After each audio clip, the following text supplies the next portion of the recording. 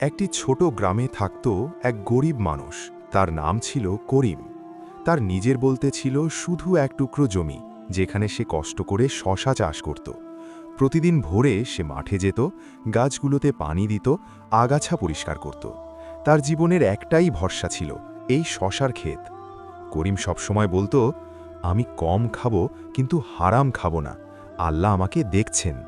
কিছুদিন পর তার শশাগুলো বড় হতে শুরু করল। সবুজ, টাটকা, সুন্দর শশা দেখলে মন ভরে যায়। কিন্তু একদিন রাতে অদ্ভুত ঘটনা ঘটল।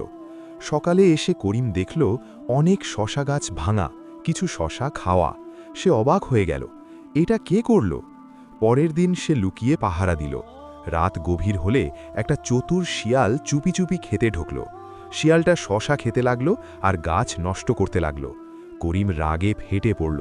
সে ভাবল, আজই এটাকে ধরে শাস্তি দেব। কিন্তু তখনই তার মনে পড়ল, আল্লাহ ধৈর্যশীলদের ভালোবাসেন। পরের দিন সে অন্য রকম কিছু করল। ক্ষেতের এক কোণে কিছু পাকা শশা আলাদা করে রেখে দিল। রাতে আবার শিয়াল এলো। এবার সে গাছ নষ্ট না করে ওই কোণের শশা খেয়ে চলে গেল। এভাবে কয়েকদিন চলল। শিয়াল আর গাছ নষ্ট করল না। একদিন করিম কাছে গিয়ে আসতে বলল, তুই যদি ক্ষুধার্ত হোস খেয়ে যা, কিন্তু নষ্ট করিস না। শিয়াল যেন তার কথা বুঝল। তারপর থেকে আর কখনো ক্ষতি করল না। কিছুদিন পরে গ্রামের এক ধনী ব্যবসায়ী সেই ক্ষেত দেখতে এলো। সে অবাক হয়ে বলল, তোমার ক্ষেত এত সুন্দর কিভাবে রেখেছ? করিম সব কথা খুলে বলল। লোকটি মুগ্ধ হয়ে বলল, তুমি শুধু পরিশ্রমী না, তুমি দয়ালু আর ধৈর্যশীল মানুষ। সে করিমের সব শশা ভালো দামে কিনে নিল, এমনকি তাকে আরও জমি কিনতে সাহায্য করল।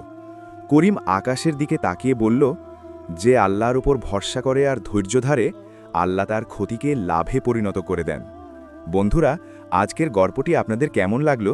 ভালো লাগলে ভিডিওটিতে একটা লাইক দিন এবং এমন আরও সুন্দর গল্প পেতে চ্যানেলটি সাবস্ক্রাইব করে পাশে থাকুন।